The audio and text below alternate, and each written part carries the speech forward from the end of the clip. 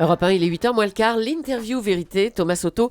Vous recevez Sébastien Bénardeau, ancien flic de la BAC, la brigade anticriminalité, et auteur avec Patricia Touranchot d'un livre intitulé BAC, un flic marseillais brise l'omerta. Bonjour Sébastien Bénardeau, vous avez 37 ans, vous êtes un des 4 policiers de la BAC de Marseille à avoir dénoncé les agissements de certains de vos collègues. C'est d'ailleurs vous qui êtes à l'origine de l'enquête et ça aboutit en octobre dernier au démantèlement d'un gang de policiers ripoux. Alors vous arrivez à la BAC de Marseille en 2006. Quel est le constat que vous faites rapidement sur place ? Le constat, tout d'abord bonjour. Le constat, c'est qu'il y a une partie des policiers qui sont corrects. Hein. On ne peut pas dire que tous les policiers marseillais sont des ripoux, mais il y a quelques brebis galeuses qui la ramènent, quoi. Donc, ça veut dire quoi qui la ramènent ? C'est-à-dire qu'ils vous font comprendre que vous êtes nouveau, vous êtes le jeune qui vient d'arriver, et il faut rester à votre place. Mais il y a du trafic, qu'est-ce qui vous choque quand vous arrivez là, à la BAC de Marseille ? Disons que moi je suis issu des quartiers nord de Marseille, donc je connais tout le monde. Avant de connaître déjà les effectifs de la BAC, quand j'y arrive, je les connais quand je suis en tenue. Et en tenue, déjà, on les avait déjà vus plusieurs fois faire le plein de leur voiture gratuitement. Avec la carte du commissariat ? Avec la carte de police. Donc c'est un peu choquant, mais en même temps ça reste une ville de Marseille, quoi. Donc, mais donc il n'y a pas de quoi. Au début il n'y a pas de quoi. Sinon j'y vais pas. Voilà. Alors qu'est-ce qui déclenche votre volonté de parler ? C'est pas facile de parler contre ses collègues policiers. Bien sûr que c'est facile. Mais non, c'est pas facile, j'imagine. Je sais pas. Non, je veux dire, policier, vous êtes le 24 heures sur 24, 7 jours sur 7 ou vous l'êtes pas. Il y a pas de. Il n'y a pas de demi-mesure, vous pouvez pas dire je choisis de parler sur certaines personnes, c'est-à-dire les délinquants, et pas sur les gens qui m'entourent. Mais c'est pour ces quelques pleins d'essence là que vous décidez de parler ? C'est quoi le déclencheur ? Au début, le déclencheur, c'est surtout le fait que moi je suis éjecté du service parce que durant mon absence, ces personnes-là, elles m'ont calomnié, elles ont fait passer le mot que j'étais le voleur et on m'a sali. Et moi, vous êtes éjecté de la BAC, comme vous dites, en 2009. En 2009. Donc c'est à ce moment-là que moi j'ai un entretien avec mon officier et que je lui dis clairement, entre quatre yeux, que lui et moi savons qui sont les voleurs.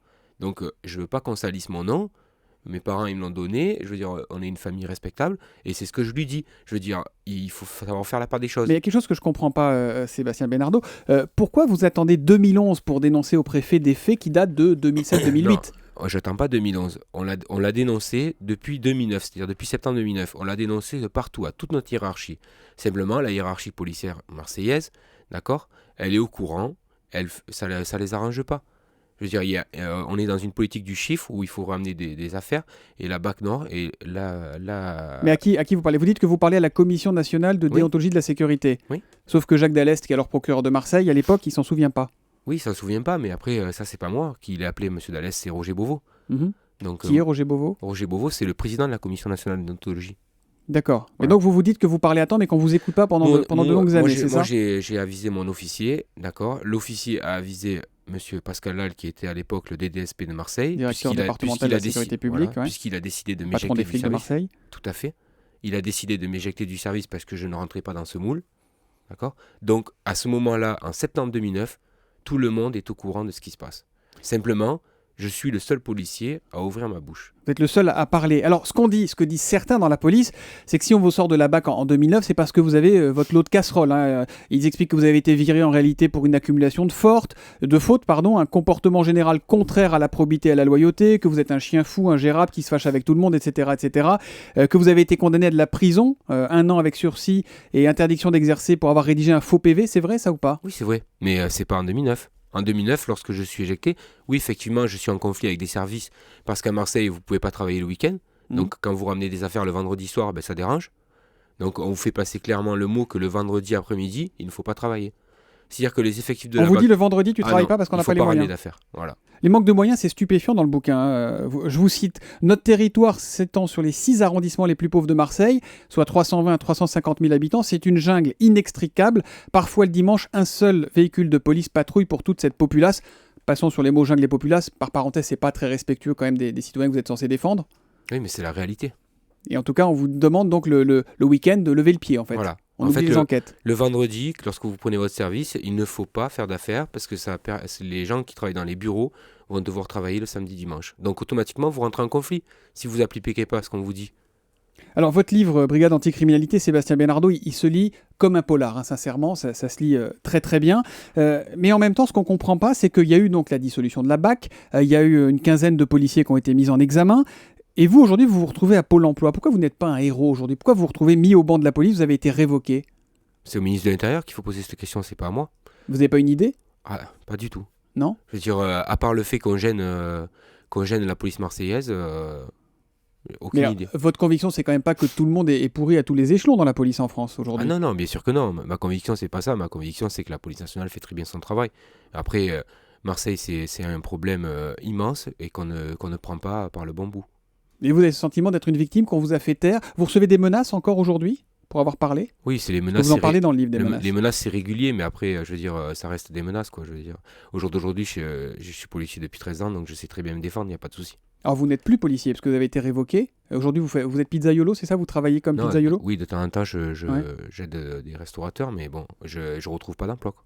Vous avez le sentiment d'avoir été victime finalement de toute cette affaire? Ou peut-être le sentiment d'avoir été instrumentalisé par un homme d'État. Par qui? Il faut dire. Oui, par le préfet Gardère. Le préfet Gardère, qui avait été nommé par Nicolas Sarkozy à l'époque, qui vous a fait parler, qui a enclenché l'enquête finalement et qui vous a lâché, c'est ça ce que vous, oui, tout à fait. Que vous lui reprochez? Oui. Ouais. Le reproche, c'est qu'il n'a pas tenu parole. Donc après. Il vous a pas protégé alors que vous. Il nous a pas protégé. Il nous a pas protégé parce qu'il faut bien savoir aussi que je suis pas le seul policier. Enfin, je suis le seul pour l'instant révoqué. Mais il y a des autres collègues qui sont en souffrance dans d'autres services et qu'on lynche chaque jour. Vous avez le sentiment qu'aujourd'hui le ménage a vraiment été fait dans la police marseillaise, Sébastien Benardo? Honnêtement, je ne pense pas. Vous ne pensez pas? Comme je le dis dans mon livre, Manuel Valls a donné des instructions, c'est-à-dire que la BAC a été dissoute. Les policiers qui étaient à la BAC ne devaient plus reprendre un service BAC. Et moi, s'il veut, je lui montre une note de service 2 mois après.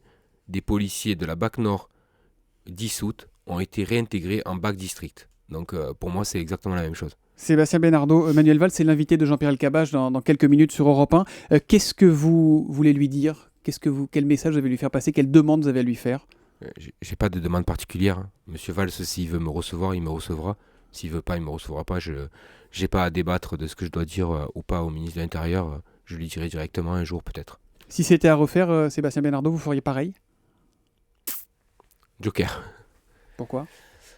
Parce que ma vie est détruite, parce qu'aujourd'hui j'ai pas de travail, parce que ma famille souffre et parce que je souffre. Et donc, est-ce que le jeu en valait vraiment la chandelle? Est-ce qu'il faut croire l'homme d'État ou pas?